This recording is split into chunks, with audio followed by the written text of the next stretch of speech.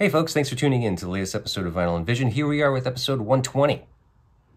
Tonight's very special guest is Chris Simonelli. Chris is the lead singer of the band Narnia. For those of you who have been following me for a while, maybe you have noticed that I have mentioned that I have joined a band. Narnia is the band I've joined. It was a very spontaneous thing, had no intentions to join this band. The position became available, and I was already working with the band. I already agreed to put the record out. We were putting the record out. So it just happened, and I'm very thankful. I am very thankful and very happy to be part of this band. I really do love them a lot. Obviously, I was a fan to be, because I agreed to put the record out. You have to like it if you put it out.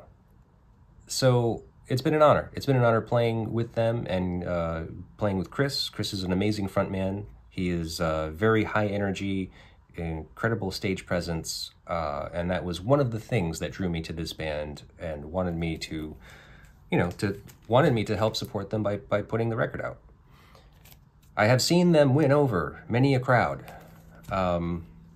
so I was happy to do it. And so this conversation is essentially me getting to know Chris, because between rehearsals and shows that we've done so far, I haven't had a lot of time to really sit down and kind of get to know the dude, I like him, and we've met, we've known each other for a little while now, and we have, spoken to each other. We get along, but this was the first time I got to sit down and really pick his brain and talk to him for a little while. And so I was just really happy to do that. So you're just gonna join me on this little music listening sesh to get to know my lead singer, my front man. Very excited. So I don't want to make this too long, but I just want to say that this was great to have Chris here, and we had a great conversation about mainly Sublime, 40 Ounces to Freedom, which I happened to pick up a cool copy, brand new. So we did the old school Vinyl and Vision thing and actually played the record. So anything that you hear from this album is this record being played. So yeah, I mean, I don't want to take too much time, so I'm just going to say thank you for tuning in. We really appreciate it. All that we ask that you do here is do all the things you do with the internet, really. Like, share, subscribe, comment, rate, review. It helps us out immensely. We really do appreciate it. If you care to help us out in a financial way, ching, ching, ching, you can buy this record. It's available on our website, www.psychicstatic.net. It is also available on Bandcamp. I'd prefer you go to our website.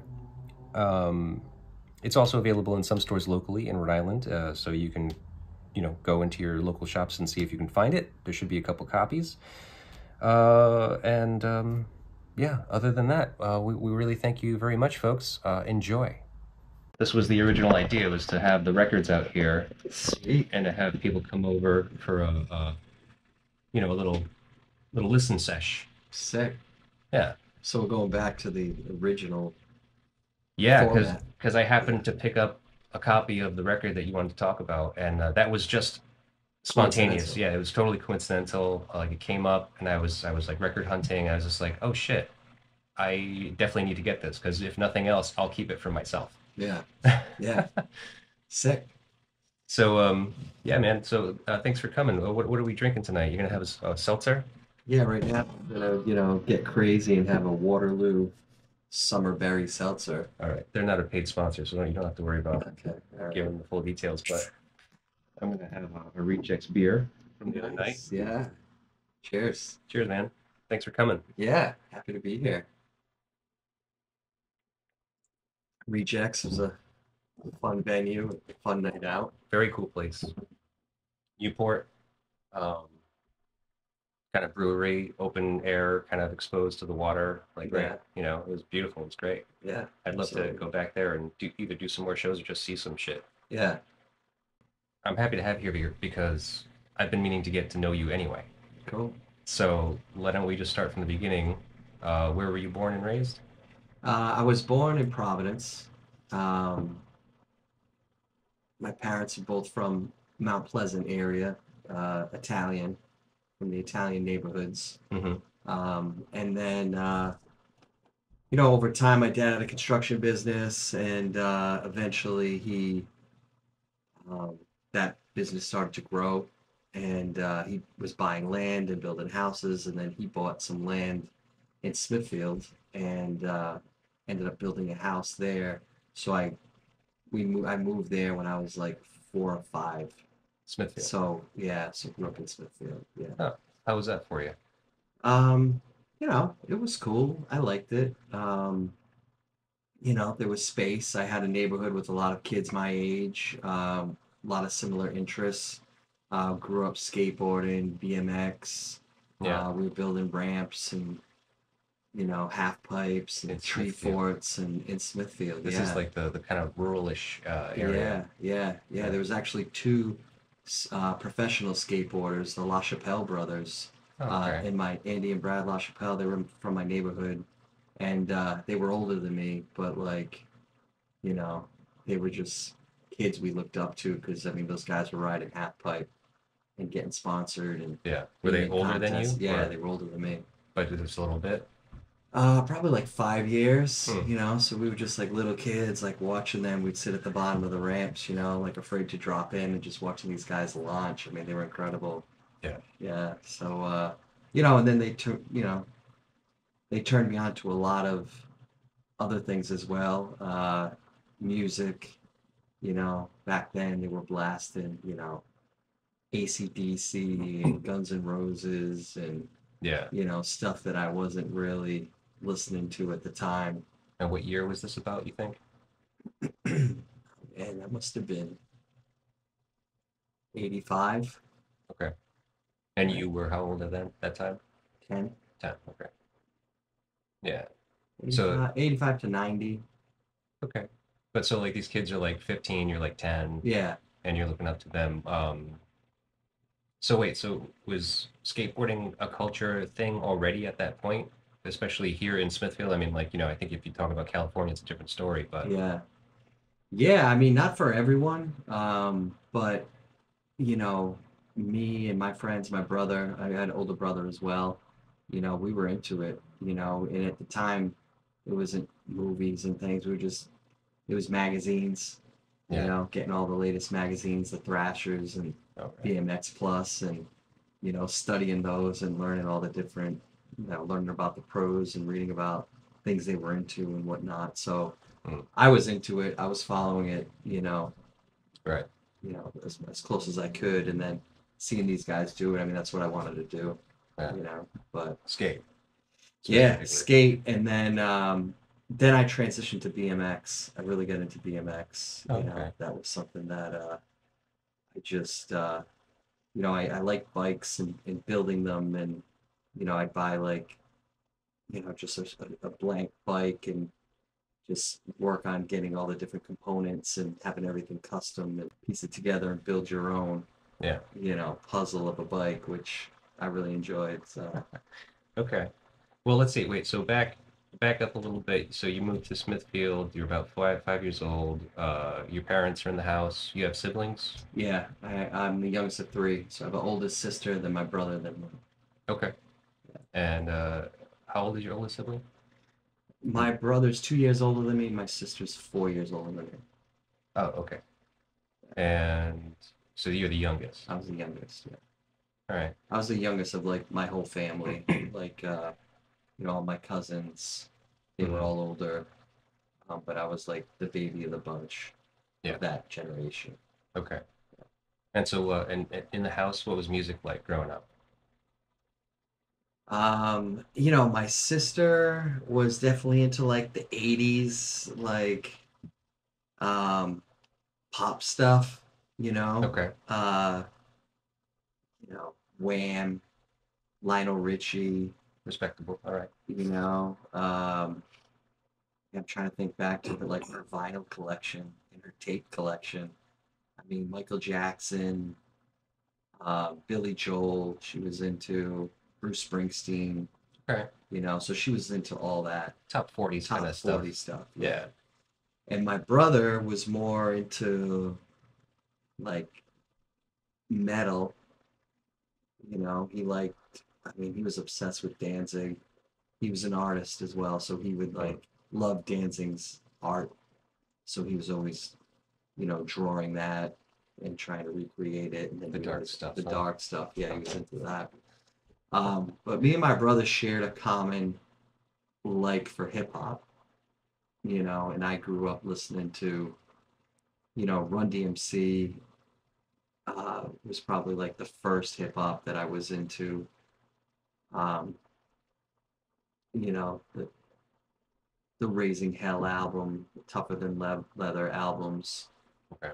those were, what really got me loving hip hop. Yeah. I just like the beats, I like the delivery, I like the rhyme patterns, I liked um, the flows, Mm. I like the energy.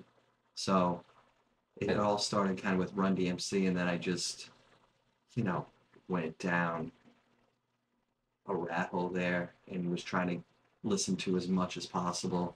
yeah. From there, it was like, Public Enemy, Eric B. and Rakim, um, Boogie Down Productions. I'd say Ice Cube was probably like my favorite. Me and my brother both would just like listen to Ice Cube. We knew every word Oh. to every album. America's Most Wanted. I almost chose that album. That was one of my favorite Oh yeah. albums, beginning to end. And then Death Certificate was the follow up to that. But those albums were just iconic. And Hmm. yeah, I love those albums. Uh, It was like, it was back then. There was no visuals to go along with it. So like we'd get the tapes and you'd open it up and mm. like those were like little movies with all the skits in them. You could listen to them from like beginning to end, Oh and yeah. it was like a journey. And then we would just like open up the tape and you know the insert and just follow along. Every song, and Right. you know that's how I was finding out about a lot of other bands and other artists by just like reading the linear notes and Oh yeah. seeing who they thanked The and band things, right? who are they down with, and I'm like, oh, I gotta check them out. And even in hip hop, I mean, I'm sure that they were just kind of like shouting it out, right? Kind Y- of like they use it in some of the songs, probably like Yeah, call out somebody, yeah, some yeah, inspiration or something. yeah. So just paying attention to all that, just to help discover new music, Yeah. and it was such a good time for hip hop. I mean, the originality behind it all was like, it was great. It was like no one could sound the same. Right. There was no biting. It was like nowadays, I feel popular song comes out, and then you get a bunch of people out, trying to copy it, Oh yeah. Right. in some fashion. But back then, that wasn't allowed, and everyone was just like super original. And so, Well, hip hop was like a new thing then. Like yeah, from around that time. I mean, I guess it was, what, late 70s technically is when it kind of yeah, started popping off, but like by early 80s, I mean, that's when you got kind of probably what could be the forefathers of hip hop, like at the forefront of, you know, mainstream. yeah, yeah. And you had to come out with something new, you Yeah. know. And so all the different types of personalities and voices and deliveries. I mean, it was just Hmm. just getting bombarded with it all. It was it Right. was it was a great time period. But so now let me think. This record, the one that you chose for tonight, oh man, when did it come out? Came out God, in 90 June 1st, 1992 okay, is when it came 92. out.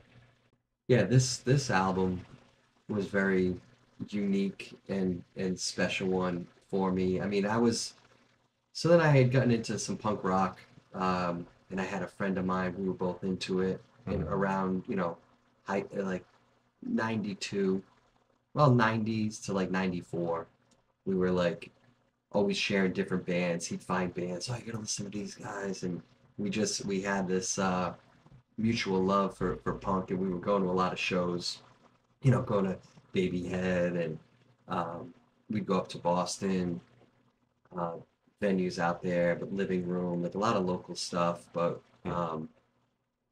we were into punk, and then he wasn't so much into hip hop like I was. He was like my punk friend, you Okay. know, like we'd be cruising in the car just blasting all kinds of punk rock. Right. And but he knew I loved hip hop, but he didn't really have an interest for it. And then he was a great hockey player, so he was trying to, make it a profession. Hmm. He ended up playing at UConn Division One. They won some titles. He was a goalie. But anyhow, he went to prep school in New Hampshire. Um, so uh, I didn't see him all the time, but then he'd come home and he'd come home with like some new music, like, hey, on these bands. Oh yeah. So he had some roommates, and one was from California, and so he introduced my friend Mark to Sublime, Okay. and like Mark was into it, and then he came home and he was like, dude, you gotta hear this band. And he gave me like a tape of a tape of a tape. It wasn't even the full album. Some Yeah. songs were cut off, Right. Right. and I played that thing nonstop Yeah. for years. So what was it? Was it this album It or was was it? yeah, it was 40 Ounce to Freedom. Okay. Yeah. But not But in its entirety because not it in was its just entirety. Yeah. It dub, was dub, yeah, dub. exactly. It was like a butchered version, but enough that I could like get the gist, and I was Yeah. like, man, I want to hear like more of this, and there wasn't really internet Right. like early on, like Yeah. Not you many know, people had couldn't access. download No. things. It was before Napster and all that stuff, Right. so we would often take rides up to Newbury Comics in Cambridge to like dig for music, so Mm. every time I'd go there, I'd go in the S section to try to find it, Yeah. and then couldn't find it, couldn't, didn't. And because what year was this? So this was probably 92. Okay, so in '92, you hear of this album, Yeah. so you know they exist, and they're still active at this point, but they Yeah. have not gotten signed yet. Right. Like they're still like, Underground. yeah, completely, Yep. completely independent. I mean, Yep. Completely independent. this is one of the biggest selling independent records, or that has been originally released independently. Yeah, it was on Skunk Records, It was their own label. their own label. Yeah. Yep. And it was just, you couldn't find it. Distribution wasn't like, Not on the East Coast. yeah, not on the East Coast. Right, but that sold a lot. I mean, they Yeah. sold like, what was the figure? Something like 3,000 copies, like out of the trunks of their cars type Okay. thing. Yeah. Yeah. I'm not sure the figures, but Yeah. I mean, I wouldn't doubt it. Um, but yeah, so it was like a tape of a tape, and then finally, after several trips to Newbury Comics, I mean, we'd be picking up other music, but I eventually found it Hmm. and was like, holy shit, like I got a copy of it, So and where'd you find it? it's at Newbury Comics in And on Cambridge CD, I guess. on CD. Okay. Yeah, on CD. Yep. And then soon after that was Robin the Hood. I found that, and I was just, man, I was just in love with it. I was turning people on to it. All my friends, like everyone was just like, man, you know, Right. this band's amazing because it was unique at the time. And it really, like, I had a pretty diverse taste in music. Like, I like reggae. I was super into reggae. Yeah. But I liked reggae. I liked punk. I liked hip hop. And Sublime was like into all the same stuff and like the same artists. Like I think a song KRS-One. I was into KRS-One. I was like, man, they know KRS-One. Like this is Right. like, and it was like, yeah, it was just wild. It felt really relatable because some of the samples they were choosing, like I knew all the samples where they were coming from, Oh, yeah. and like, Right. some of the covers that they've done, I was into. Um, it was special, man. It was really cool. It just kind of justified that, like, they were doing it in like a really cool punk original way, and it just kind of like justified my music taste because I was like, I'm not the only one Right. into all this stuff. These guys are into it, Yeah, yeah. and they're like presenting it in a form that's like Right. incredible. Yeah, they're melding all of the Yeah. genres. Yeah, The and they're reggae, the dub, right hip hop. in a very cool way, because there was some Yeah. of that, like, some of those, I forget what they used to call them, but those like like Linkin Park and some of those like Those like funk punk bands. yeah, they were like um that rap core or whatever. Like they were rapping over metal. Sure. It was like Kind of like Deftones. yeah, I wasn't really into that, Yeah. you know. I never really felt that. It just seemed, I don't know. It was like watered down and cheesy Yeah. for me. And it was too monotonous. It was kind of all the same. Yeah, yeah, I that feel like whole I can't say I honestly have listened to a complete Deftones record. I mean, I've heard a bunch of it, yeah, but I'm just like it kind of feels the same. You know, like it doesn't feel like it goes anywhere, like it changes it up at all. yeah, yeah. I wasn't into it, Hmm. but I felt the way that these guys were presenting it, and I didn't know what they looked like. I didn't know anything about them. And then Right. as I started to like find out more and be able to like dig in deeper, I was like, wow, these are like these are some beach bum punks, man. You know, Yeah. Yeah. and they're like, you know, I like to surf. These guys were surfers, Okay. you know, so they were like, you know, we were just into all the same stuff, Right. and You're yeah, a surfer too? yeah, yeah, yeah. So, now, all right, so you found them in '92 when the album came out. They were still around. So, did you ever get to see them play? Yeah, so you know, I would read the Boston Phoenix, the Providence Phoenix all the Uh-huh. time, checking out shows. And I was always wondering, you know, these guys going to ever come to the East Coast, Hmm. you know? And, you know, we check all the time and nothing. And then one day I was reading the Boston Phoenix and there was a tiny little ad for a place called TT the Bears Oh shit. and it said Sublime Nice. in like little letters. And who were they playing with? You remember? They were playing with Skank and Pickle, Okay. which was a ska band, Mm-hmm. and there was another band too. I forget what it was, but might have been the uh, Wesley Willis Fiasco. Oh, really? It Yeah, was that tour? yeah. Oh shit. I'm pretty sure that that was the So that was yeah like he just was on that before tour. the I major definitely label came saw. out. So I've seen Sublime 4 times Oh shit. with Okay. Bradley. Yeah. Yeah, but I'm trying to remember if the Wesley show was that one. It might have been a different one. So the first one But is I at can go TT's, through you it. So think? TT the Bears, I find out they're coming there. I was like, holy shit, I'm going. Went to then I'm reading the Providence Phoenix, and I see the next night they're playing at the Ocean Mist in Matunic. Oh shit. They played the Ocean Mist? Yeah, I didn't even realize the Ocean Mist was around that long. yeah. It's Oh, been cool. yeah. There's actually a YouTube video of that, and you can see me and some friends. There was only like 25 people there. You can see me and some friends jumping around, getting crazy. Yeah. Oh, that's But great. so yeah, I saw them at TT the Bears in Boston the first night, and then the second night down in Matunic.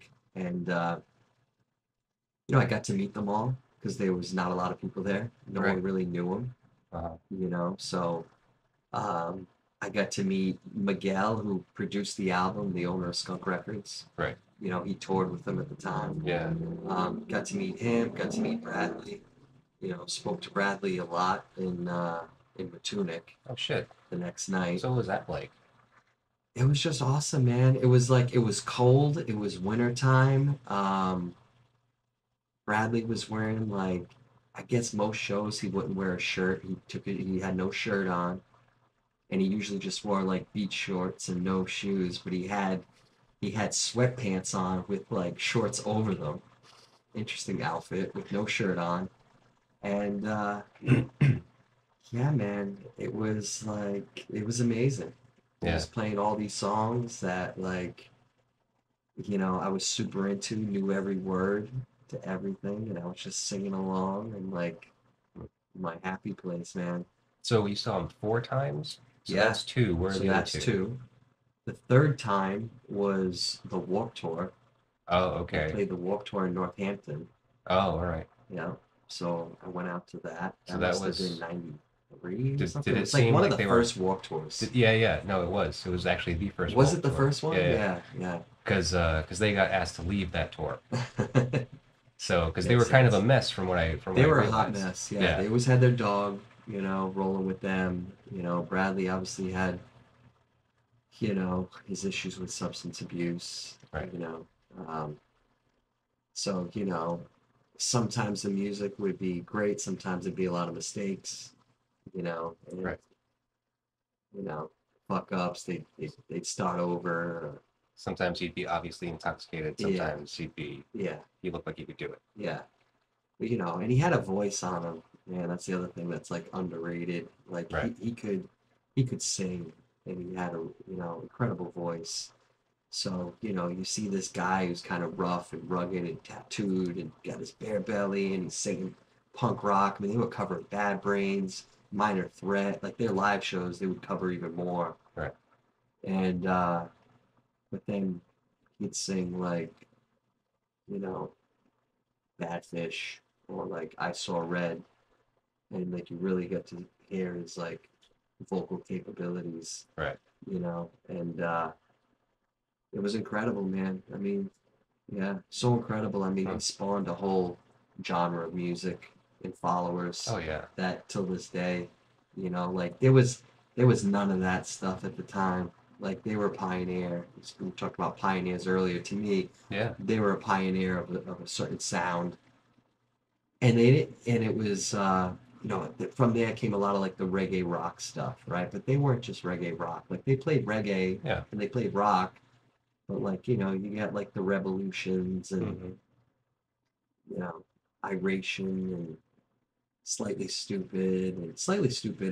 I've seen them a few times, and they were on Skunk. They were one of the original bands that Yeah. they signed. Yeah. They were definitely like kind of taken under Sublime's wing. Yeah, yeah, and they were I like their early stuff. But yeah, now it's just, I mean, there's thousands and thousands of bands Right.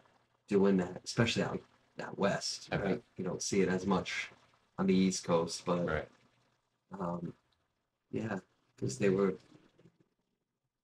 rad, man. They were cool, they were talented, and I think people wanted to be like them, and they just Sure. inspired a generation. Yeah. You I know, think so. you know. So when's the fourth time? When's the last time? The last time was Mama Kin's. Okay. That was after. So they were. I think what really put them on the map was their self-titled album, Well, right? so That's they what. didn't tour the self-titled album because Bradley died before it came out. Right. That's right. But That's right. Date Rape, actually, which is on this album, kind of hit the Right. radio waves That's 5 years after, and that's what kind of grew a lot of attention for them. Yeah. Aside from that song, I can't think of anything specifically except that they were really going at it and like they were just doing really well independently. Right. So, I mean, I heard about them doing East Coast tours, but I didn't know what those East Coast tours really looked like. Yeah. The Wesley Willis one, actually, I think that was their last That might have tour. been the one at Mama Kin's. Yeah, It's a blur, man. because I think that was the last tour that they did preparing He for the record to come out, right. subtitled. Yeah. He died at the end of like on that tour. Yeah, I guess it was the tail end. It Yeah, was at the end of May that tour. 25th, 1996, I think, Yeah. in California. They Yeah. had done one show, and he went out, and he relapsed basically because he Yeah. was in recovery. He was he was doing pretty well for a few months. Got married, had the baby, all Yeah. that stuff. Yeah. And yeah, they just did this show, like a couple of shows to prepare for the album, like kind of kick off. And yeah, he overdosed, Yeah. and that was the end of that. Yeah. Yeah. That Mama Kin show, I mean, that was that one was packed. I mean, at that point, they were pretty well known, Right. and that was a bigger venue, and I don't know if it was sold out, but They may have already been signed, obviously, by that point to MCA, to Gasoline Alley, right. but the album just didn't come out yet. So they Right. maybe were getting some support. Maybe they just maybe they had a booking agency by that point, and Yeah. so things were looking up. Yeah. Huh. Yeah. So when he passed away in '96, what happened? How'd you take it? Man, I was crushed. Yeah. I was a big fan. That was like for me like the first artist that I was like truly like upset about. Yeah. I mean, I knew, you know, I'm always sad when I hear of artists, you know, passing, but you know, I guess a lot of the ones that had passed, I wasn't like super fan of. Like I was a super fan. Right. And obviously you got to meet him, you got to talk with Yeah, him, hang. yeah, yeah. That's a I pretty big thing. I mean, yeah, because I mean, I don't know about your experience going into that show, into those shows and getting to meet him, but I mean, and, you know, there's always been this veil of like rock stardom where you can't you can't break through that, you know. But when you're like for small independent punk bands, I mean, that's when you start to realize, oh, you can just go to a show, and if it's not a huge deal and it's like massively sold out, then like you can probably go and talk to these people and hang yeah, out. yeah, yeah. Um, And I mean, we had been going to shows, and a lot of the shows there were not a lot of people there, so we were in the habit of like bands we like going to talk to them after, right, and realizing like they're all cool, they're all like down to talk, right, you know. So yeah, I definitely was like, you know, it's one of those things like I just enjoyed the opportunity, but you know, you never think that, you know, it could be the last time, right. you Of know. course not. Right. You know. Especially a young dude. I mean, he was Yeah, what, 28 when he passed away. yeah, yeah, So that sucks. yeah. And because like it was before the major label debut came out, so they weren't huge rock stars. It Right. was only after they released the record, which came out 6 months after he died, that the first single hit the air, and then it was just blowing up like crazy, and obviously went on to sell now. I think it's been 13 million records now to date. Okay. So I mean, it's massive, huge. So for you to have known them before they became huge, Yeah. and then obviously he passed away. I mean, like, so, uh, I mean, what do you remember of that day, like when you found out? Oh man. Um, someone oh no, called me. I had a friend who called me to tell me, like, hey, did you know that? Because he knew I was a big fan. He wasn't even a big fan, but he just knew I was a huge fan. Right, So he was like, hey, did you know Bradley from Sublime died? I was like, what? I'm like, no. right. And there's very little internet, Yeah, if any at all. yeah, There was no way to really kind of look right. into it. Yeah, yeah, yeah. Yeah, I mean, I just remember just being down and bummed.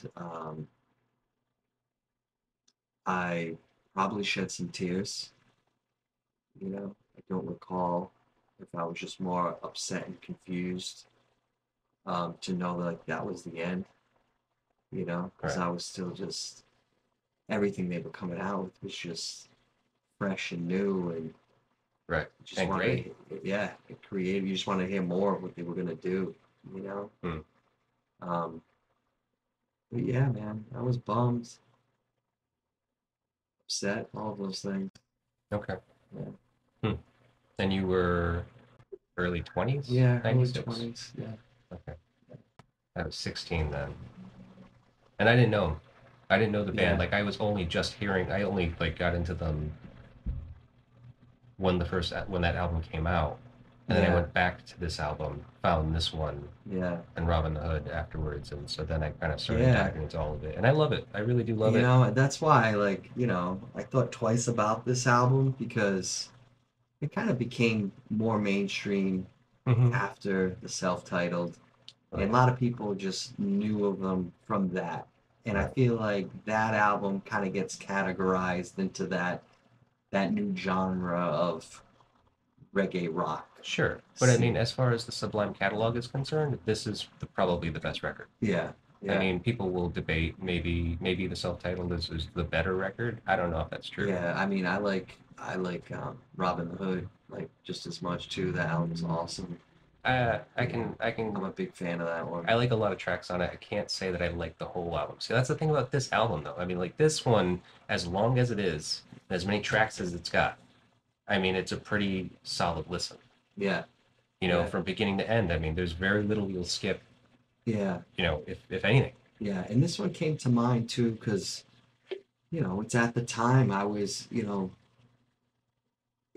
I was discovering they weren't known, so all of that too was played a intriguing. factor, Yeah. in why I chose this, I because mean, I think I feel like, realistically, time and place wise, I mean, an influential record, like something that really hits you, it's most likely going to happen to you when you're young, and yeah, so that I think that this one was that, and like you kind of got in at the ground level, like you yeah, came out, like you started to become a fan when this album came out, so there was like no notoriety. yeah, There was none of this stuff about like the rumor mill of him being a heroin addict and right, being a junkie and having problems. Like you knew nothing about this band, yeah, whereas now everybody knows everything about this yeah, band.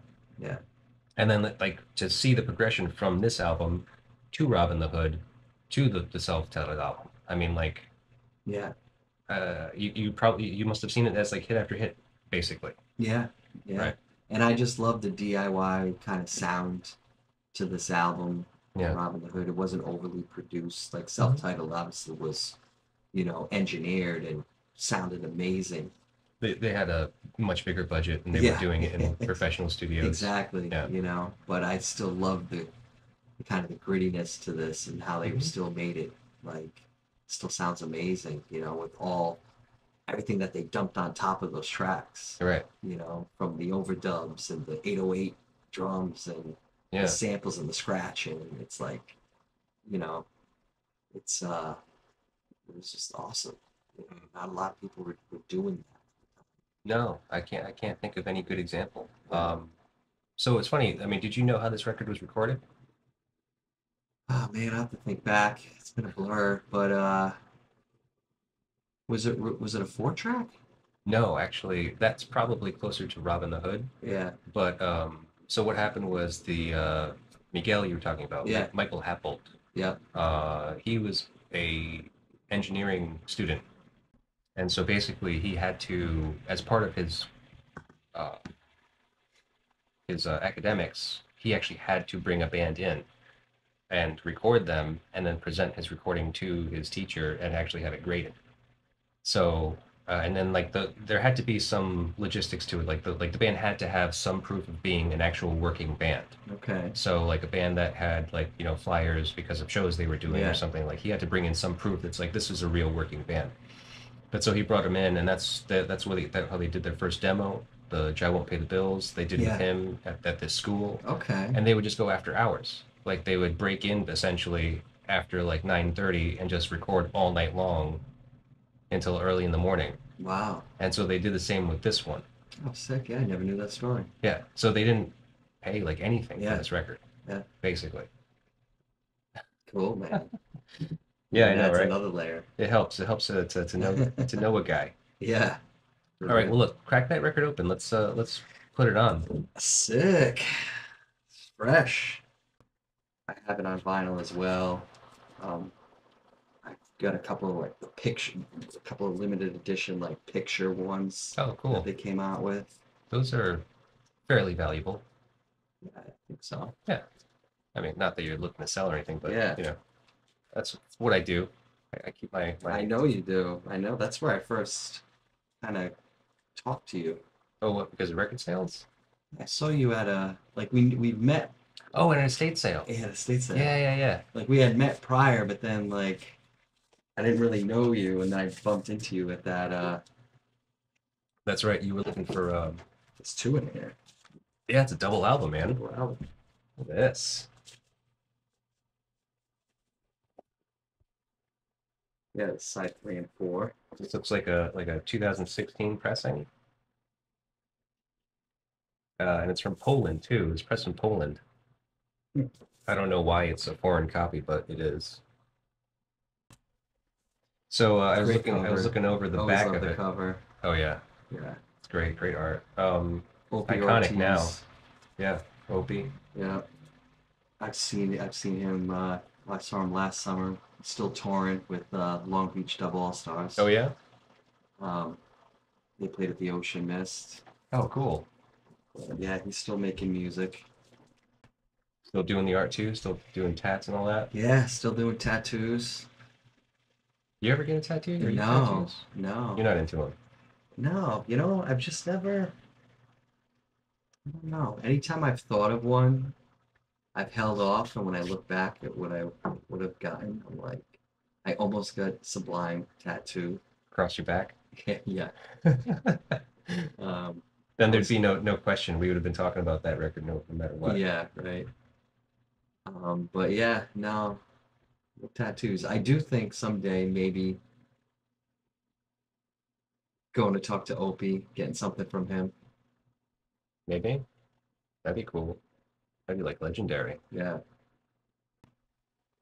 that 808. That's Hmm. what got me. This was the first track I've heard.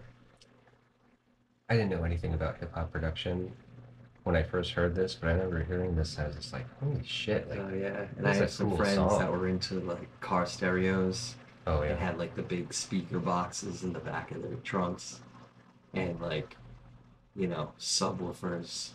Kid that used to drive me to school, Kalo, he had a sick car system.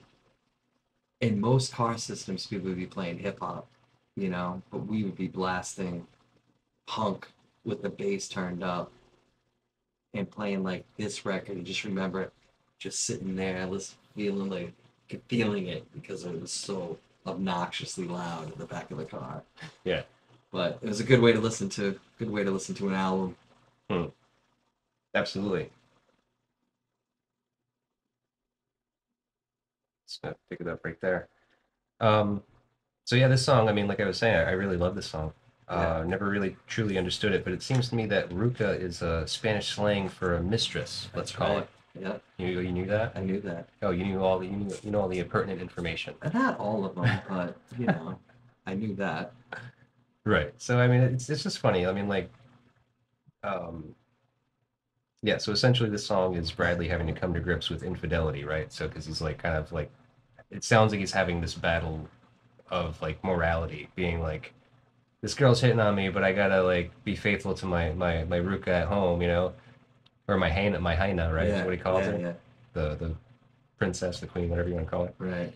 Um, but I don't know. I just think it's a great intro to the album because it's like no other song on the whole album, Yeah. Simple, right? not a lot there. Simple snare and Kick, kick, right? and then you start to hear his voice Hmm. and some of the notes and how he's projecting, and it's I feel like it sucks you in there. It's like, Yeah, wow, it's a good voice. You don't usually hear voices like that singing about topics like this. yeah. That is a weird like kind of dynamic, Yeah. but so because this song is like no other song on this album, I'm just curious, like, what do you think is the outlier of the Narnia catalog? Oh, the outlier, Yeah, like a song that's like no other. yeah. Like what's the weirdest Narnia song you think? Hmm. Like the one that you think maybe is just like that maybe shouldn't even have been on an album. Yeah. Well, like break balls, Yeah. you See, know. I really like that song too. Yeah. I Yeah. like it because it's got a weird beat to it. Yeah. Yeah. It's different for us, and I know no one really likes playing it, but Really? Ash really liked it. I think it's because it's got He that came weird up. That beat. was his chorus too. He came up with that. Oh, okay. Why is everybody? We were just jamming that out in practice, and yeah, we needed some verse there, and he came up with that one. So Hmm. Okay.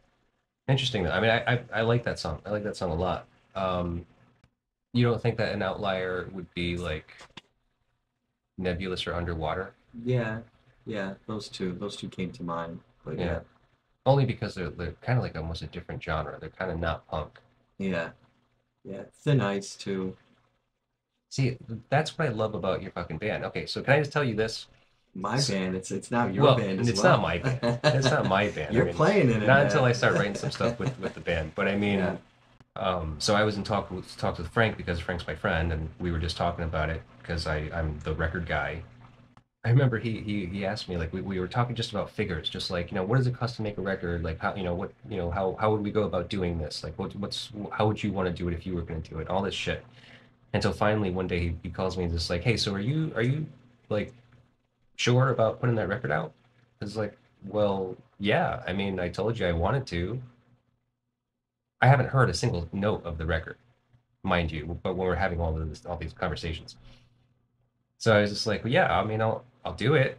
He's just like, okay, great. We'll get back to you because we want to have it ready for the album release, the first half of the EP, in like 2 weeks. Hmm. I'm like, okay, I don't know how this is gonna happen, but okay, sure. I only heard it like maybe that following week or something, Yeah. and then I And then you're sat. like, shit, man, what did I do? Well, yeah, I sat with the whole thing. I listened to both EPs, and I was just like, I'm so happy that this worked out Wow, because like thanks, man. there's That could have went one of two ways. well yeah I mean like it's a good honestly a genuinely great record I think I think it genuinely grabbed me because I already knew what you guys were doing. I've heard them I've seen you guys play a bunch of times. Yeah. I've heard the previous recordings. I was just like I just didn't know what this record was gonna be, so listening to it I'm just like yeah it's got fucking weird beats. Like Thin Ice is a weird one, Break Balls is a weird one, and but I like it because it's different. It's not like your typical kind of hardcore punk, Yeah. like it's not so much a steady like 4/4, you know? Yeah. So I don't know. I mean, I think that there's a kind of a few outliers in that regard, but overall it's just a pretty solid punk record. Yeah. Cool, man. I'm glad you felt that way and not the alternative. Yeah, no, I mean like and your vocals actually were a big part of it because they're so present on the recording, Yeah. I mean, and like I know only afterwards, having talked to Frank and Scott about it, it's just like that. It seems like you kind of just like came in at the last minute to do the vocals. Yeah, I did them at my house and Yeah, set up, I've always made music, have a little studio set up there, and it was nice to be able to like do it at home in the comfort of my house and by myself. Frank's like, "Hey, I want to like come and like sit around," and I'm and just like, watch it, give "Yeah, you notes. yeah." And I think he did like one time, and like not much got done. I'm just more efficient on my own. It's like I could start a verse and like 3 words into it, no, nope, and just stop, and Hmm. not have to listen to it all or finish it. Like I'll already like where I maybe mess up or think I don't like something, I can just stop, boop, and then fire it off right again. Hmm. So that was kind of the process, was just Okay. and then I finally feel like I had a verse that I liked. I'm like, all right, and I was trying to not be overly critical of myself, which I tend to be with Sure. some of the music I've made. But my goal was to just do like one take. A couple of songs I would add like some overdubs to, but for the most part, I wanted to do almost like it was live, just like some of the verses, I mean, as you know, have a lot of words, Yep. but I wanted to like nail the whole verse in one track, Okay. and Yeah. not break it up. Like sometimes with hip hop, and I've recorded hip hop in the past, you could kind of do the first part of it, do a couple of bars and then Sure. stop and then do another couple. Like I just wanted to like get the whole thing So done. you wanted it to be like a live performance. Yeah, yeah, Okay. yeah, That doesn't come across too well just because it's because it's recorded yeah, and you have good levels on everything. It yeah, doesn't sound any like yeah. And weird then at we all. put like some effects in there, Yeah, and and then you got some like yeah, backing tracks. yeah. And I didn't do, yeah, I did. I just sent everything over to get mixed, mastered. Effect. Everything was clean. I didn't put an effect on anything. I just Hmm. wanted to get a nice, clean, clear track for whoever. And we had a few different people mix them and master them, but I figured that as long as it's clean, they can do whatever type of magic they want to do. Sure, sure, yeah. And Eric did a great job with it. Yeah, Eric killed it, man. Yeah. So let's see. Waiting for my Ruka. Opening line from the Minutemen, obviously. You know Yeah, that. yeah, yeah, Punk rock changed our lives. yeah. How did punk rock change your life?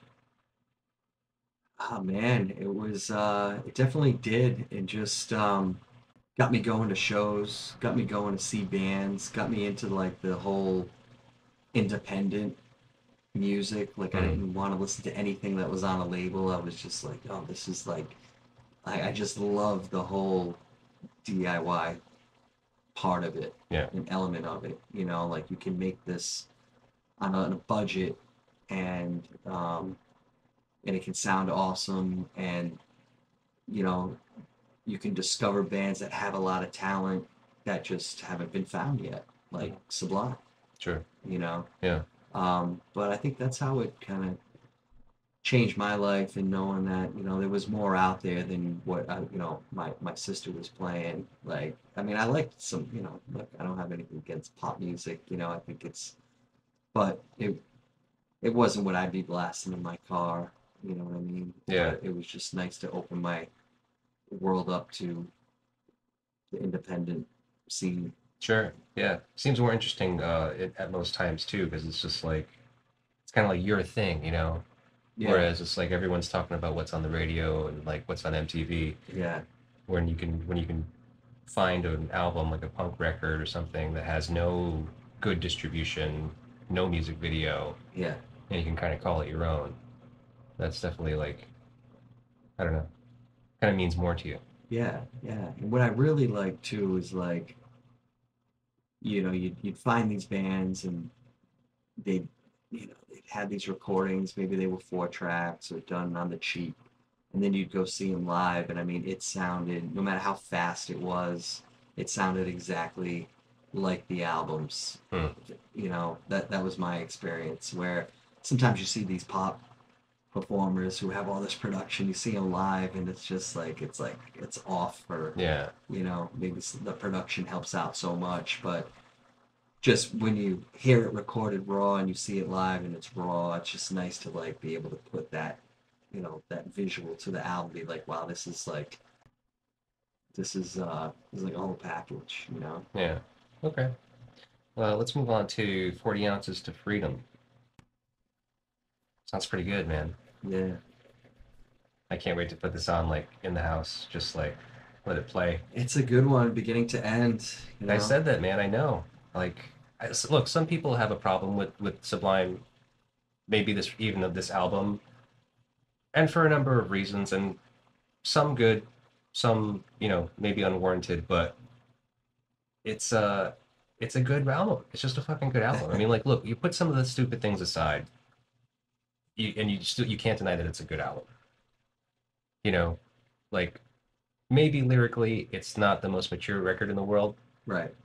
but And at the time, I wasn't the most mature person in the well, world. that's the thing. Is it's like I mean, I feel like this is a young person's record, and maybe that's why it still is relevant to kids today, and like Yeah, that's why the kids are still finding it yeah, and latching onto it.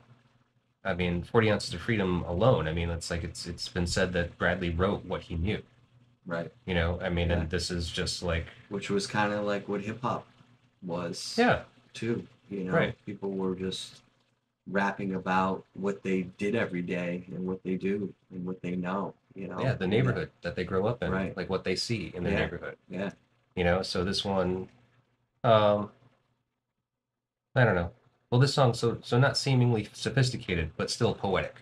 yeah. Like just just the fucking way he chooses words and lays things out. It just it's really I don't know. I think it's really touching. Right. Um, And he goes from the reggae vibe into the harder kind of punk rock in the songs. You kind of see, right. you know, that dynamic. Yeah. So I mean, this song, beautifully true and tragic for a young 20 something. What were your 20s like? I mean, obviously you saw these guys when you were getting into your 20s, but like, what were you doing in your 20s? Um, I was making music. I played in a band, a couple of different bands, but I was in one band called Universal Soul, and we were playing in Providence. Hmm. Um, it was a 5-piece band. It was two vocals, bass drum, guitar. Um, we were doing our thing. We played Living Room and Met Cafe and the Strand and Yeah. Lupo's. But we were young, and um, so I was into music. But then I went to college. Hmm. Yeah, I went to school in Springfield, Mass. Um, Played soccer. It was a great experience. It was a small school, which is kind of what I needed to stay focused. Um, Played soccer, played in a band, like DJ'd on a radio station. So there's some cool opportunities there that I Yeah. got to do. You know, I DJ'd in high school, like high school dances and stuff, and Hmm.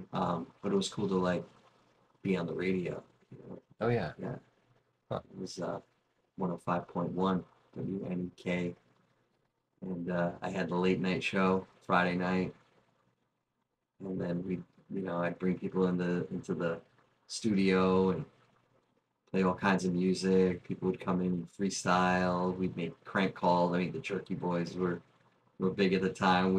Oh yeah. We were calling people, calling the dorms, crank calls, just getting stupid on the airwaves. But it was fun. So that's kind of what I was up to, man. I was kind of just trying to do everything. Yeah.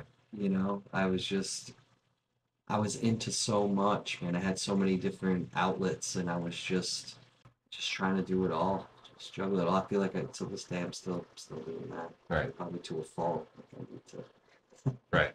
yeah, I need to chill a bit. But so you Take were in on a lot. college too then? I was in college, yeah. Yeah. What were you studying? I studied business management and computer science. Oh, okay. So I got a business management degree with a minor in computer science, and I kind of went the computer route because That's the at future, that man. time, yeah, man, there were all these jobs out there. And they were getting paid, they were paying. So I was like, Right. and I, kind of knew enough about them from like tinkering around. Yeah. But I was like, no, I can get into this. Okay. Um, I have another question for you about, not necessarily about this song, but because of the lyrical content of this song. I was just like, where do you pull your lyrical inspiration from? Yeah, I don't know. It can be usually from emotions, Hmm. whether it's sad, angry, happy, Sure. from feelings and Yeah. you know, Well, so sometimes it's topical, sometimes, and a little bit. Like obviously, kind of like I was saying about Bradley Noel. It's like it's poetic in a sense, but it's like simplistic. yeah, It's just like he doesn't beat around a bush. He doesn't kind of like go into these over flowery, uh, explanations or poetics or whatever. It's kind of yeah, down to the point. yeah, and I Um, like that. yeah, I mean, Yeah, because like, what's a good example? I mean, Crime Town's a pretty good example of like a really good story being told, I think. yeah, You know, um, Thin Ice actually kind of grabbed me. I mean, because like I think that's something that you can read into if you wanted to. yeah, yeah. I thought, was walking by my childhood school, William Windsor Elementary School, and Hmm. seeing what it looked like now. It's changed. It actually recently shut down, but just taking, I don't know if you ever like go like spent so much time in that playground as a kid. I don't know if you've ever gone back to Oh yeah, like my your elementary school, your yeah, elementary, yeah, to like I hadn't done it, and then to see it, I was like, it's like holy shit, man, I spent so much time there, yeah, and it's changed, and that kind of the inspiration for that too. yeah, yeah. But even songs like Just a Fight is a great song Yeah, because lyrically speaking, it's just like that's actually kind of political. yeah, yeah, yeah. It was a political time too, like when that album, well, when we were writing those tunes, it was like during COVID, there was a lot of political stuff that was happening. Right. The riots that went down in Providence. Hmm. Yeah, I mean, that was the energy at the time, and Right. like everyone was home and you could like follow follow things on Twitter Hmm. and the news and seeing like, you know, all the madness, you know. Yeah. There's a lot of content to pull from, Right. because we were living in it. Hmm. Okay. Let's move on to Smoke Two Joints. And this is a cover. Yes, it is a cover. The Toys, right? The Toys, spelled Toyes. Yeah. Yeah, Brad wrote a letter to the Toys informing them of his admiration of the song and how he was covering it. Nice. Yeah. That's that. Wow. Yeah, I didn't realize that, but that's what I did to with Nate No Face. I was gonna ask you, yeah, like Yeah. as far as reaching out to your idols for lack of a better word. I mean, like, so you literally wrote to Nate No Face to so that we could cover Well, we Not Like actually, You. well, after the fact, it was almost like I was begging for forgiveness, but we covered the song and then put it up on Spotify, so it was already out there. Oh, okay. And then I wrote him saying, "Hey, you know, big fan of your music, Oh, we did a bad thing. but we did a version. Now we didn't copy it exact. I said, but you inspired us to like cover one of your tunes in our, we did it kind of paid homage to it in our own way, Hmm. and gave him the link. It was just like, just want to make sure it's, you're all right with this. Yeah. If we should take it down. But it was just pretty brief, but gave him some love and told him told him the story, and then I mean he wrote back like, "Holy shit, man, this is fucking awesome." Oh, cool. Yeah, So we have his blessing, I yeah, guess. yeah. I kept that Thank email. you. I have Thank you, that. I Nate. could, I could read it, but yeah, he he thanked us and thought it was thought it was great. Yeah. Cool. Yeah, I mean, it is a great song. yeah. It's a great song. Big fan of Nate No Face and like everything he's done. Um, lyrically, I feel he's amazing. The amount of songs he comes up with. I mean, Hmm. he has thousands of songs, Yeah. and he just keeps them coming, and he's a great writer. His content is great. Um, and he's doing all the production on his synth and I mean, I've seen his studio. It's a closet, but he does what works, and yeah, I just, yeah, I'm a huge fan of him. So Cool. yeah, I was happy to like cover that song. That just kind of, I played it for the guys one day because I was like, hey, you guys gotta listen to this guy, man. He's like really inspiring me. Like, love his tunes. I'm like, just I like put the phone to the microphone and practice, and you could hear it. Hmm. And then I think it was Hash copied the bass line. Just he can hear something and then just Sure. repeat it. Yeah. So that was it. Then I just started to like recite the lyrics, and then that's it, man. Went in the catalog. Yeah, Okay. Yeah. Let's see. So we're gonna skip around a little bit because this sure. album is just way too long. Yeah, I It's was got gonna too say, many man, songs. we only get to number three, and Yeah. No, I know. All right. So there's something I want to touch on. I want to go to 5446. That's my yeah, number, yeah, which is also a cover, yeah, but they kind of medleyed it into their own thing, which is the follow-up Ball and Chain. yeah, So many things I like about this song. The first half being a cover, done wonderfully, yeah. but the second half, Toots and the Maytals. yep. Uh, Even the transitioning uh, into the second half, kind of like masterfully how they kind of do that. Yeah, Like you just get lost in it, how it kind of moves over into their song yeah, from what was a cover. right.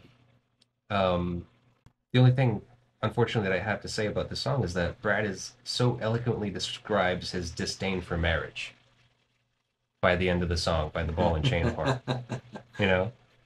So, I mean, let's just get that out in the open that he wrote this as a young 20 something, Yeah, right? yeah, Who obviously loved to party and someone who would very soon after get married himself. So it's like, it's yeah. not like that this was his, that was the way he felt. He obviously had a change of heart later on in his life. That's right. But so let's say at the time you were exposed to this, how did you feel about marriage in '92 when this came out? I wasn't even a thought. Because you were in '92, you were I was in 17, high school. Yeah, right? yeah. I mean, High school crush, you were just like, let's get married. Let's get no, married, baby. no. I had friends like that who just, I mean, I have friends who married their high school girlfriend.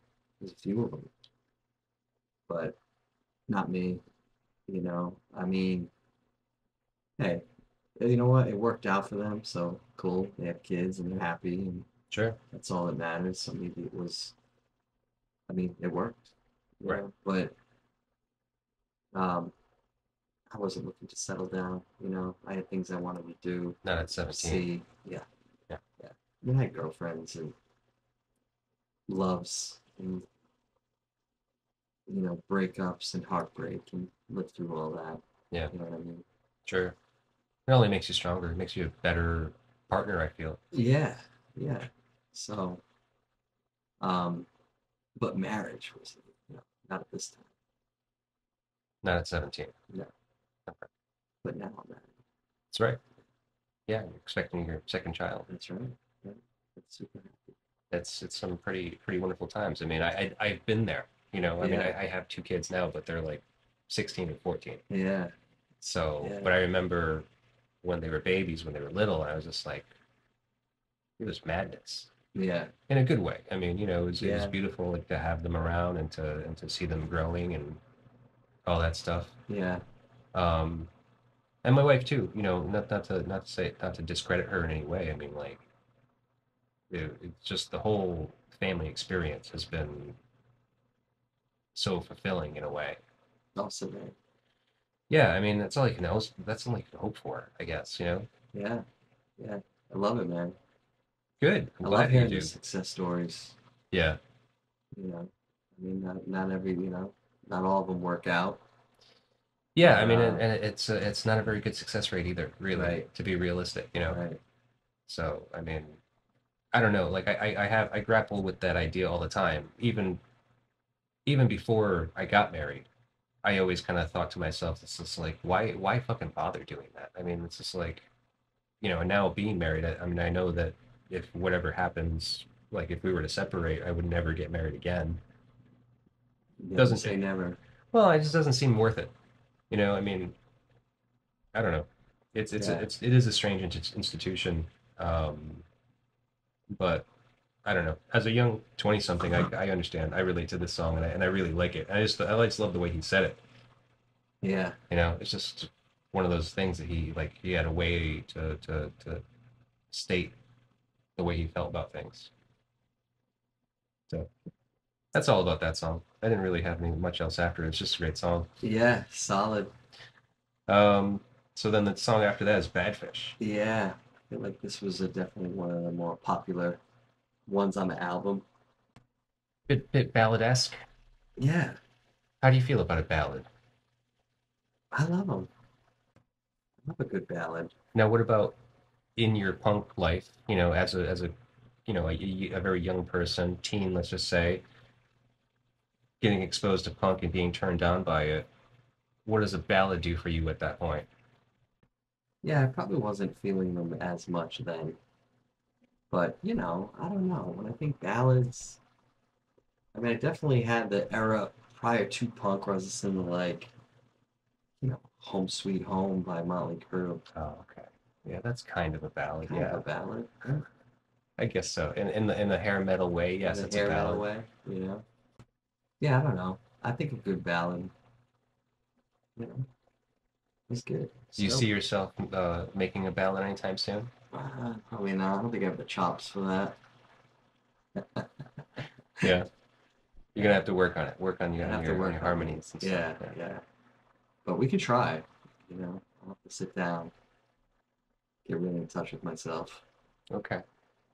You'll do it from home, of course, obviously. Yeah. Uh, I sense I was talking to Scott on the way home from the show the other night, and I think he's got some ballads in him. Oh yeah, I'm sure he does. Can like compare like we were talking about like some of the music that we're into right now and some of the stuff he was telling me about. Is just like okay, yeah, you got a little bit of a kind of a sad bastard country vibe in you. I feel you can pull it out. I'm down. All right. It'd be fun to experiment with that. Hmm. All right. So Bad Fish. This is kind of a weird one. Kind of a tough one to talk about. I think. Until 1992, Noel feared heroin and refused to try it.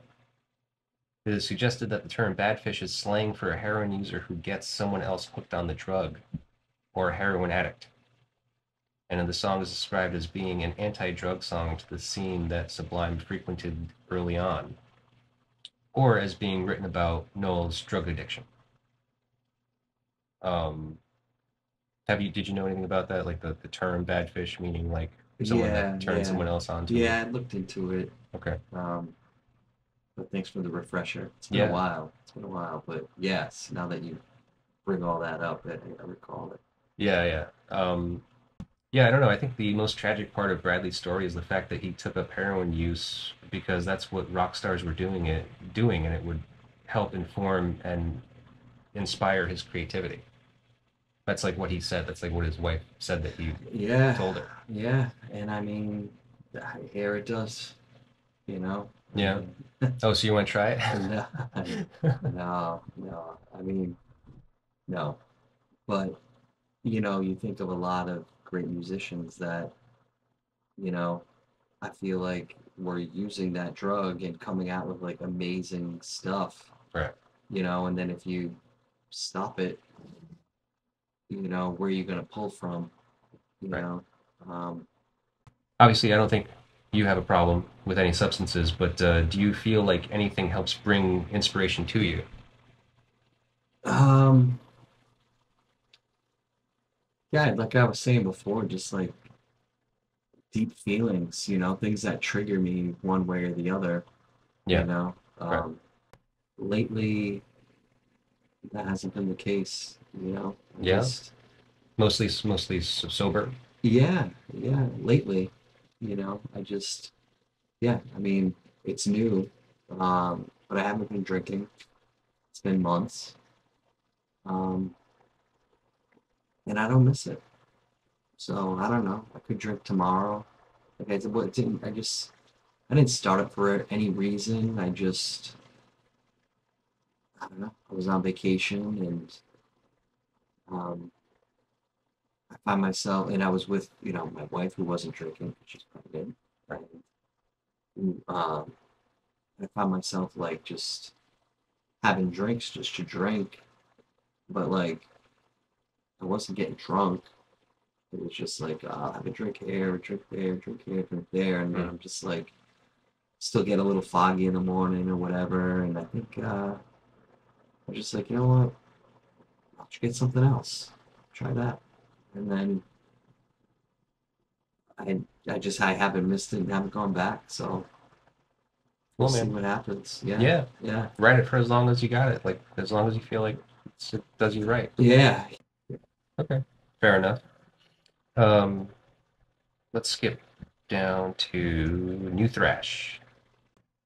So I really like this song. Yeah. It's an interesting one because from what I've learned doing research, something I never knew about this song is that there are three singers on this track. Okay. Yeah, Bradley's got the first verse, then Miguel on the second, and Adam Short Bausch, who I found out was briefly and slightly stupid, Okay. does the third one. Okay. So, with that being said, it seems to me like this song may have been a type of call and response between the singers, because like that first verse we're just listening to is Bradley, I don't know, seemingly distraught, depressed, while the second kind of is more politically charged, and then the third is just a kind of a final quick verse, just kind of buttons it up with kind of going back to the despair thing, asking uh, why people ask why everyone's so fucked when there's liquor stores in every corner. Right. So I don't know. It's just a cool little punk song. It's got a drum breakdown out of nowhere, Yeah. which is kind of weird and unique. Yep. Yeah. We coming off a bad fish, you know, Well, into like a let's go stone, get into stoned is like a before this one, stoner. right? Yeah. Yeah. And then into some like hard punk. I mean, it was just it covered the bases, you know, Right. and yeah, another reason why I chose this album. Yeah, because of the I mean, the mixing obviously of the genres, but I mean, I think this is the first. Well, I guess we're only going to die for our own arrogance was kind of a good punk song, obviously a cover Yeah, too of Bad Brains. But aside from that, no straight punkers until this one, really. yeah, Yeah, very few. They do it a few times, but when they do it, I fucking love it. You know, yeah. Well, we're only gonna die. That was Bad Religion, right? Bad Religion is it? Oh, Yeah, okay. yeah, But did I say Bad Brains? yeah. I'm sorry, Yeah, I they misspoke. would cover. Yeah, no, no worries. I was just like, wait a minute. But yeah, they would cover Bad Brains live Okay, often, but I don't think they ever did it on an album. no, not that I know of. Yeah, but I remember seeing them and they did House of Suffering, um, which I was like, holy shit, because I like love that song. I'm like, they're playing this too. I'm like, these guys are like reading my mind.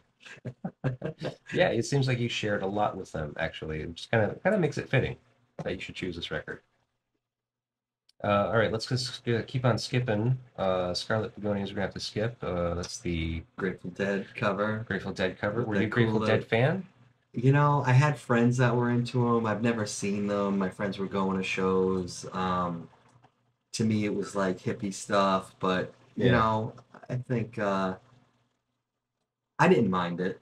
I didn't mind it, but I wasn't like not a big not a Deadhead. yeah, no, no. But I mean, I would sit around and listen to it. But You could sit I around, get love the stoned. little Yeah. the little rap they do at the end, the little like drug rap.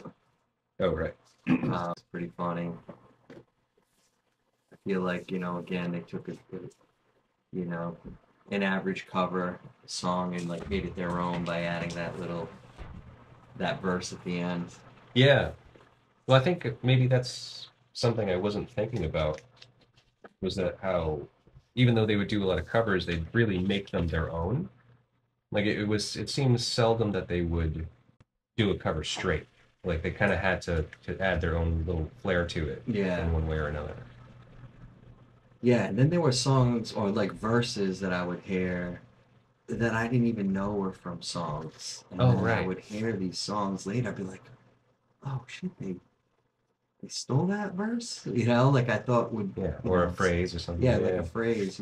So, um, but then that would just lead me down another path where I'm like, oh, okay, well, what's that song? And who's that band? And what right. are they, Yeah. they must have been influences. So I want to kind of check out some of these other, That's like one of the cool things about this record was that like I think especially kind of coming into it as a young person, like when I first heard this, I was probably 17 or 18.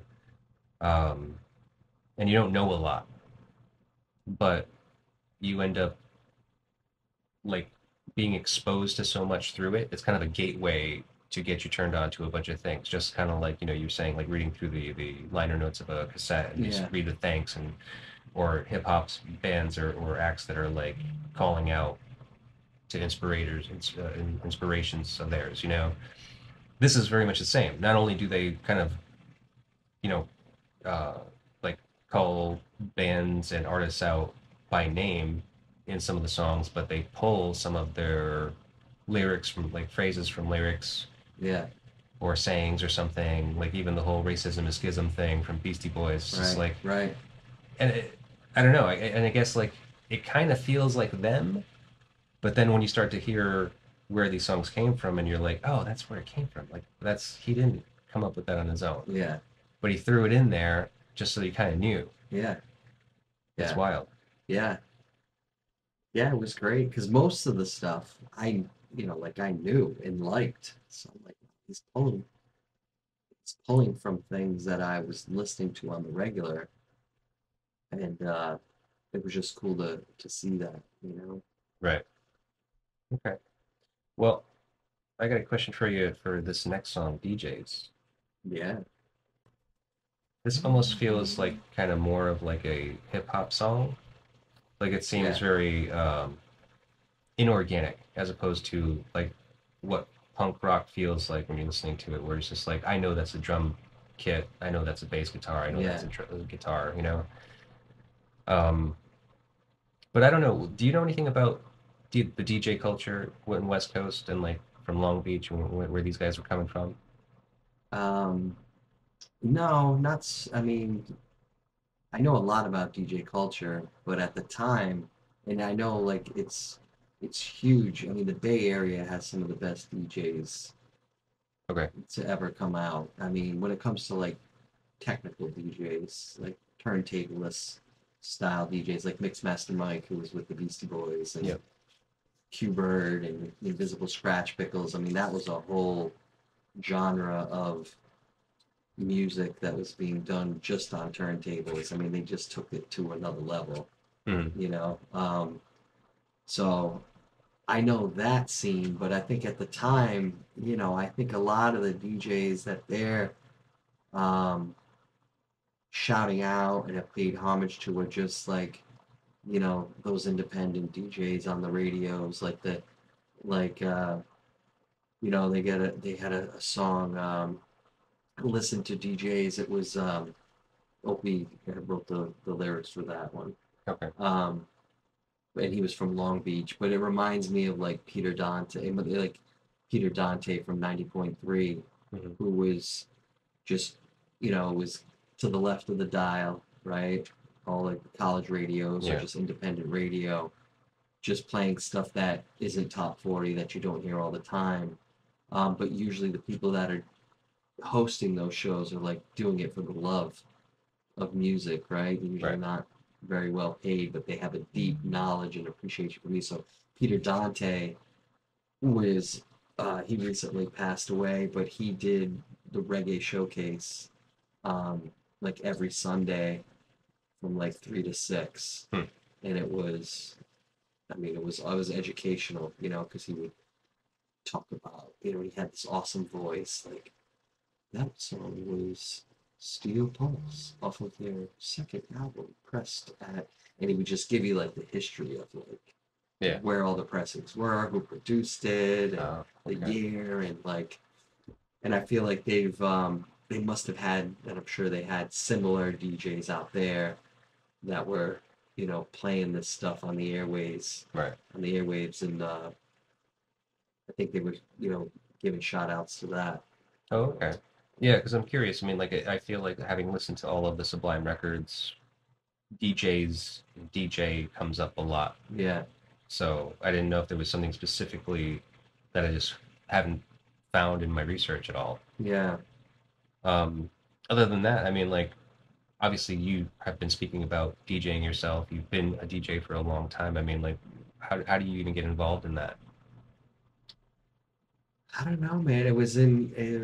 I got into it in high school when my friend got a set of Technique 1200 turntables, and we used to just go to his house and buy records and bring records Hmm.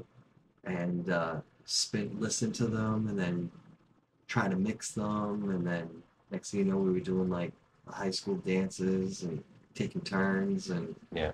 so I learned on like friends' equipment um, before I eventually, you know, could afford my own. I mean, that it was expensive, but I had a friend who was super into it, saved up, started with one, got a second, and that's how I just started getting into it, man. And the art form of it, like knowing how to. I really enjoy it, man. Like the challenge of like reading a room and Mm. knowing what to play Right. at what time. You know what I mean? Like how to, if whether it's trying to keep a dance floor going, or if you just want to play something for, whatever crowd you're in front of. I just enjoy trying to like let music like control the room, Hmm. you know, Yeah. um, versus just, yeah, there's times where it's just background, but there's time where it's like it's on the forefront, and Sure. um, you know, I enjoy it. It's fun. Okay. Do you actually bleed the songs into one another? Is that like one of the Yeah, things that you do? yeah, yep, And you're yep. using vinyl these days or what? Yeah, well, I have two setups. I have vinyl, and I have, records, but nowadays it's mainly Serato, which is if you're familiar, but No. it's basically um, a software that can, you know, um, Tape streaming? no, you'll like download songs and Oh, you okay. can like build your record crates within the software, but you can manipulate vinyl if you have a certain mixer. Oh, You okay. can manipulate digital tracks on vinyl records. Oh, okay. Yeah. Oh, So it feels like vinyl. You just don't have to. You only have to carry two records versus crates. right. Great. Yeah, yeah. Um, No one wants to do that. yeah, All right. yeah, We're gonna move on to Right Back. Chica Metipo. I love that song, but yeah. it's all in It's too much. Spanish. I don't feel like fucking translating it all. So this is funny. Um, I know Marshall Goodman played a lot of the drums on this album, Yeah, and I know he played the drums on this song. But as far as like the rest of the album is concerned, I couldn't tell you who did what. But I know Bud was not actually not around for a lot of this recording. So, but yeah, so Marshall Goodman played the drums on this track, as well as most of the album. And I heard him say in an interview that when he played drums for Sublime, he would play to the vocal all the time. Hmm.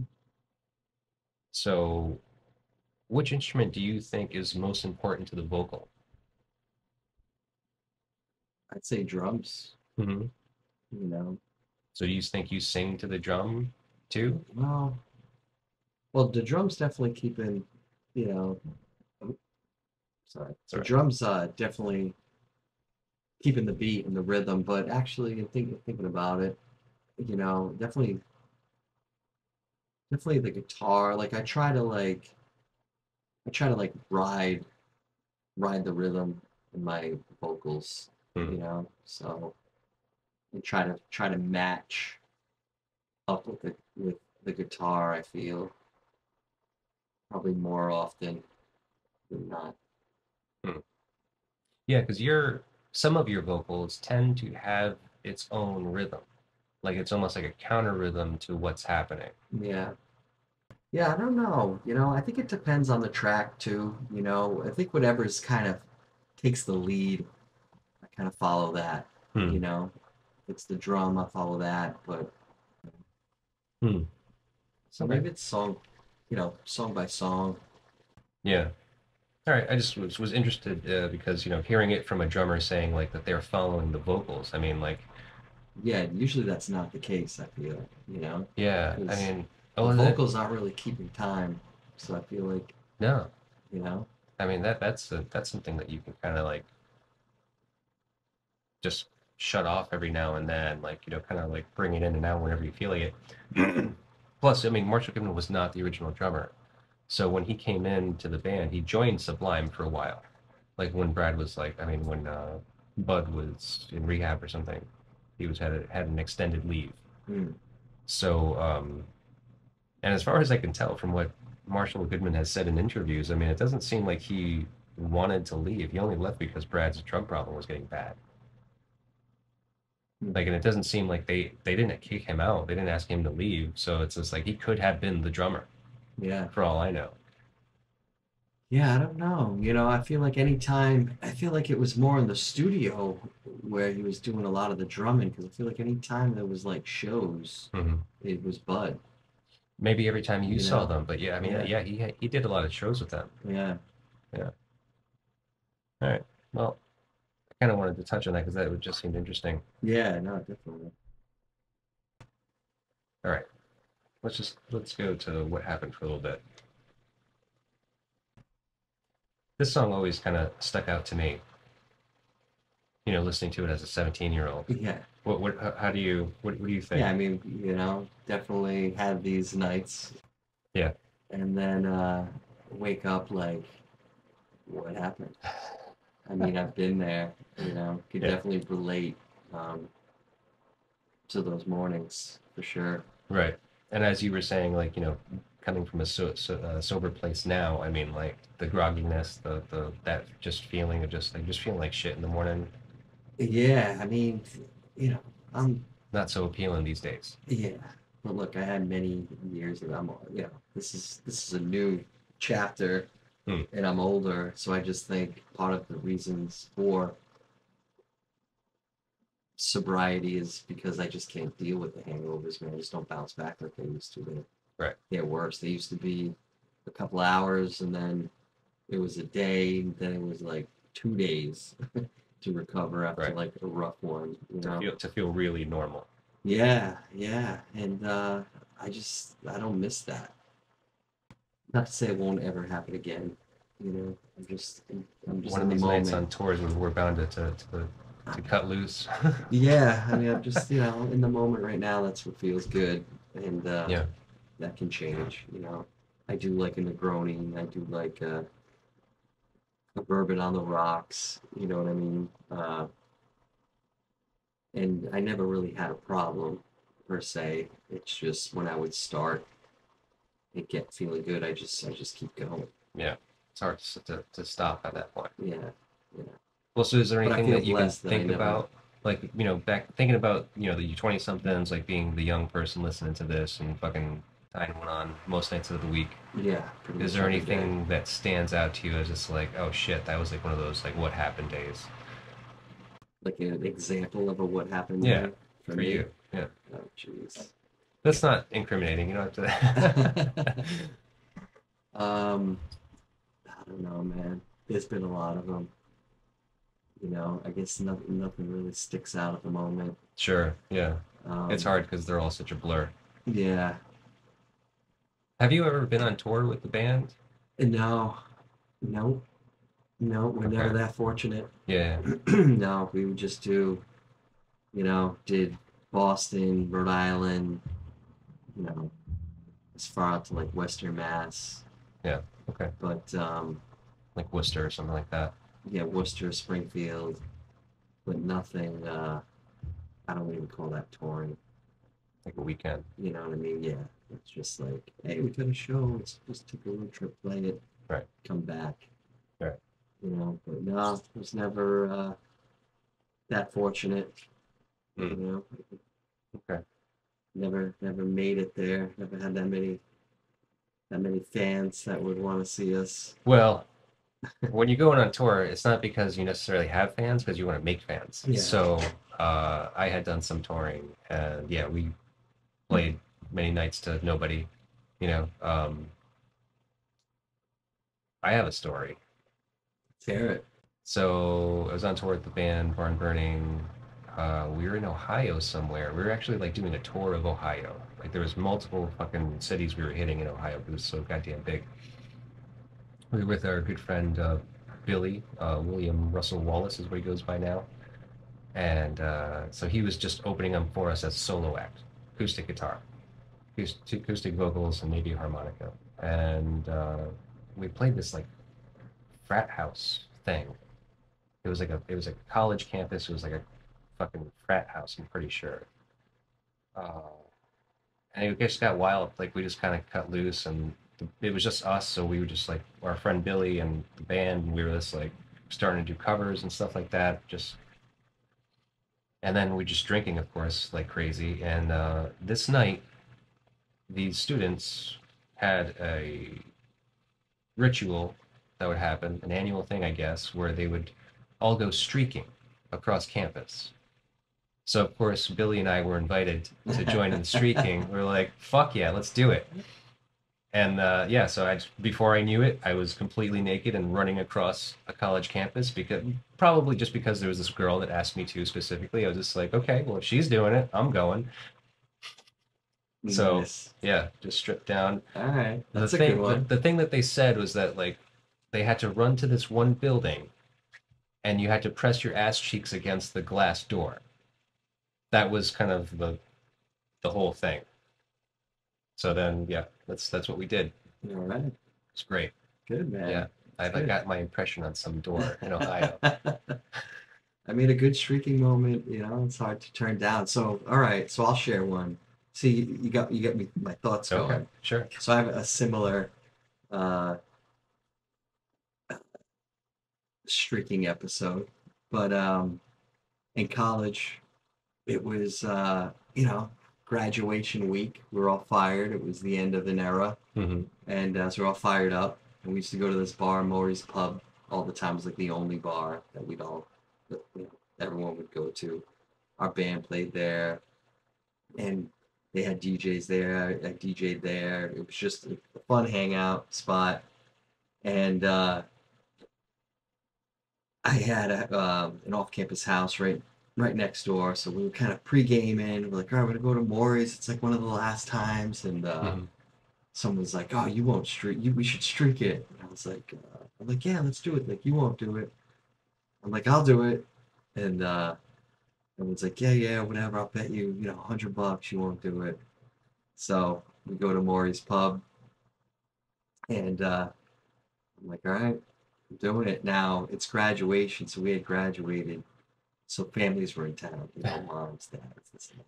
Oh yeah, And little sisters, yeah, guys. I had friends who bartended there. Another friend was a bouncer there, and I'm like, all right, I'm doing it. So strip down, buck naked, hop up on the bar, Oh, the bar. on top of the bar, There's nothing to hide there. streak down the bar, arms up.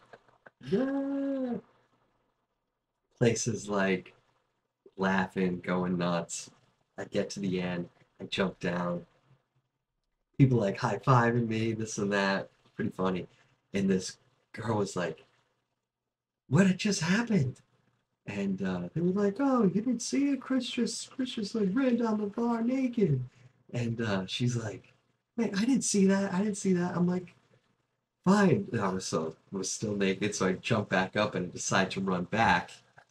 Now, on my first pass, I definitely kicked over a few drinks Oh and yeah.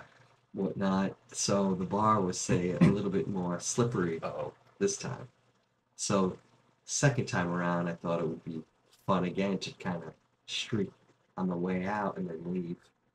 I got about halfway, whoop, slip right off the bar on my ass, Oh man. right?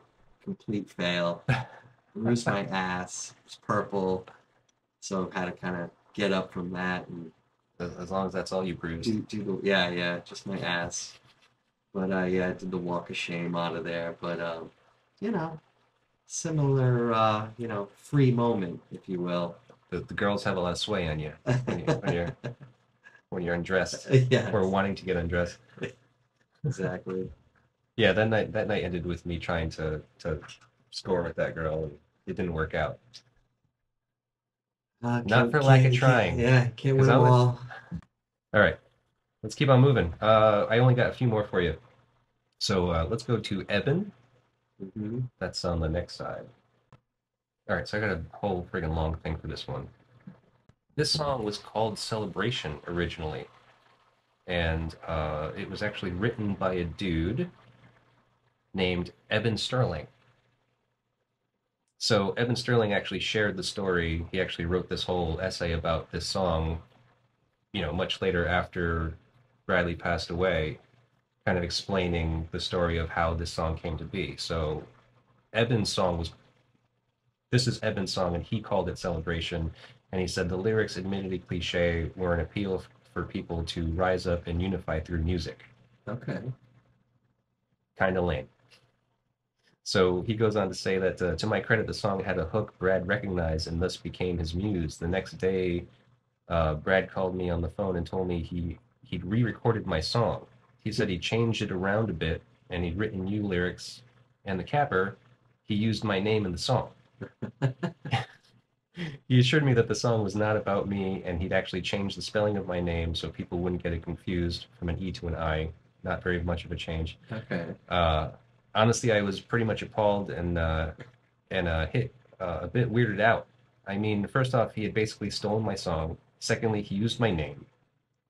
Then, when he started telling me some of the lyrics, I was downright alarmed. There was the part about joining the CIA and the KKK and smoking crack, which, although standard issue USCS liberal paranoia for the time, was less than flattering. Yeah. Then there was the "you've changed a bit," which in punk rock terms is basically calling someone a sellout. Finally, the clincher of all clinchers, the guy called me, or Eben, a Nazi. It's like, hold the fucking presses. I'm Jewish for God's sake. Wow. Yeah. All right. Never knew that backstory. Yeah, it's fucking wild. I mean, like, so I mean, I've always liked this song. I mean, like, and regardless of like the kind of like this weird story that it is, Yeah. because it's a story. It's just like, and obviously, kind of knowing this backstory is like where like I don't know where he got that inspiration from. Yeah. Yeah. I don't know. I feel like, again, kind of very hip hop, right? Hmm. Telling stories, Right. making things up. Maybe he liked the hook was enough to inspire him to just make up stories, Right. you know? And so prolifically, because it's a long story. Like if you just Yeah. read out the lyrics, it's just Yeah. like it's a pretty lengthy one. It's not like he repeats any verses or anything like that. Right. Right. Huh. So I don't know. I just had to share that story with you. Yeah, that's a good one. Yeah, I appreciate. I mean, look, it's an album that I've always loved, but you've shared some tidbits that, I didn't know. So, I try, man. I try. And this album was a little hard.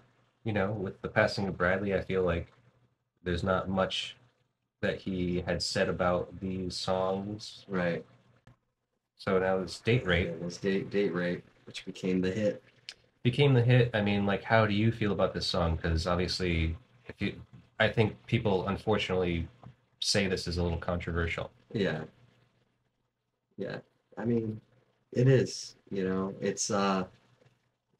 it has like some light heartedness to it, but it's a topic that, is a serious topic. Of course. So, and not one you want to kind of joke about. So I Hmm. can kind of get why people may, get turned off by it. Um, he was, it was anti-rape, right? What he's Yeah. trying to say is at the end of the day, like the guy gets what he deserves, Right. and the guy's a creep. Yeah. But, I think anyone who maybe had gone through a situation, Hmm. you know, probably doesn't want to hear anything about it, Yeah. I guess that's true. you know. Yeah. Well, he did say, Bradley said it in interviews, that he had been hanging out at a bar around the age of 19 when he overheard someone say that infamous line, if it wasn't for date rape, I'd never get laid. Yeah, So, which he thought was funny and decided to write a song about it. I don't know, maybe a little bit in poor taste, but yeah, I mean, that's the gist of it is that, like, just to hear a guy that legitimately said that, and maybe it wasn't a joke, I don't know. yeah, That's just the way he took it. yeah. So, I don't know, what's the funniest thing you ever heard that you may or may not have wanted to write about? I don't know, man. I guess I don't like. I guess humor. If I look at our track list and songs that could be considered maybe humorous is Tuesday, Hmm. That's a but good one. you know, um, But was there anything that inspired any of the songs that like from like an outside influence that like you heard someone say something? well, Crime Town, that definitely came from the podcast. Oh, okay. You know, Yeah. that's what the podcast was called Providence, Crime Town, and I was definitely a big fan of that podcast, and um, so that definitely was something from the outside that inspired the song. Hmm. Okay. Yeah, I like that. That's a great song. Yeah, it's one that some of these they came quick. We were making every time we get together, we'd have a new song, and next thing you know, we had like 21 songs. Hmm. But like, I didn't always get a chance to like go back and refine them, and like, that song till this day, I like it. And I still may do it. It just won't be on the recording, and I have been doing it live, but I wanted to. I repeat the second verse, and I wish I had Different a verse. different verse. Oh, okay. So live, I've been changing it up, but the recording's a recording, so it's Right.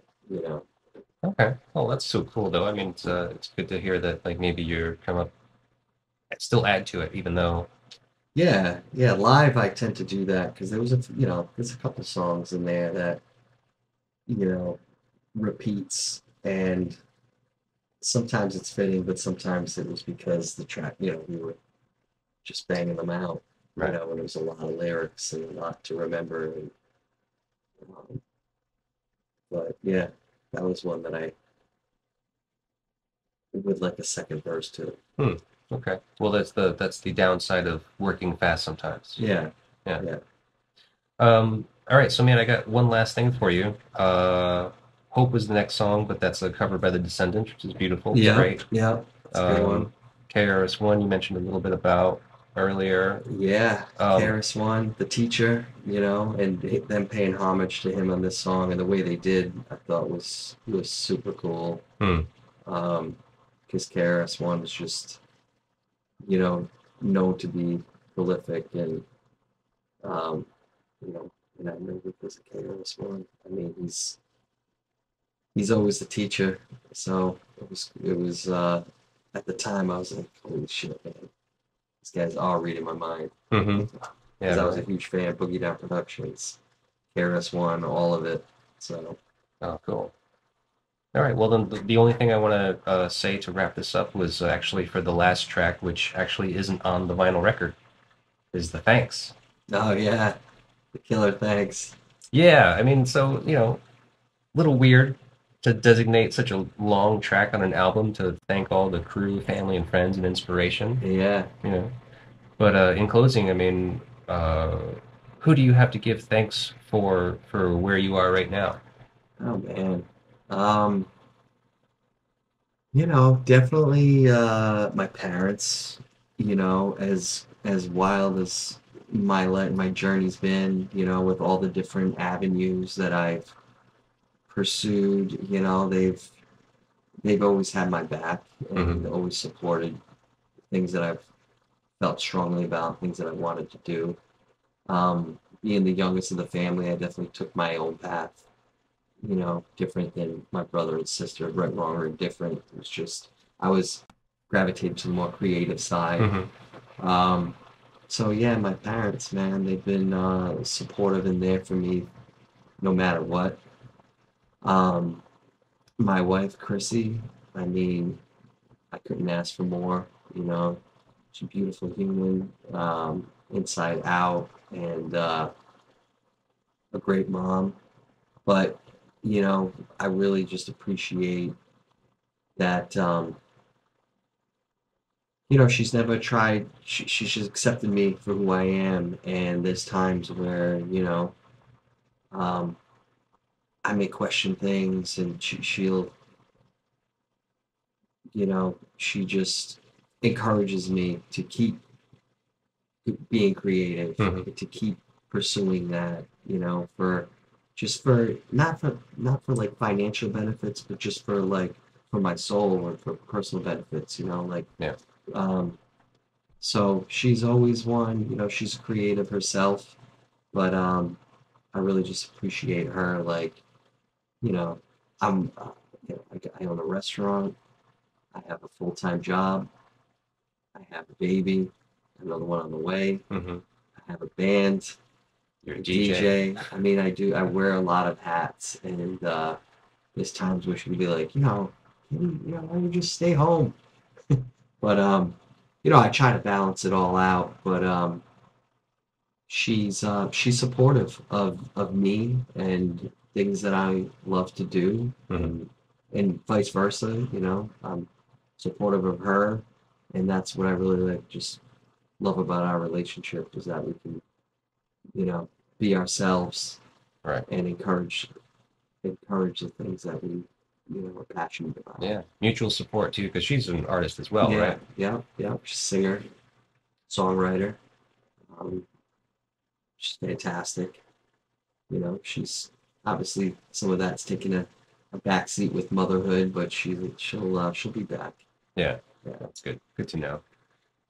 So and the new album, considering we don't have a proper thanks on the album, I mean, who have you got to thank for Narnia For Narnia, and for I the new album out? yeah, I mean the bandmates, Frank and Scott, those guys, they're always pushing things forward, There's times where with everything else I have going on, I don't have the time to like, do all the steps that they want to do, like sit at the studio with Eric and go through the tracks, and Right.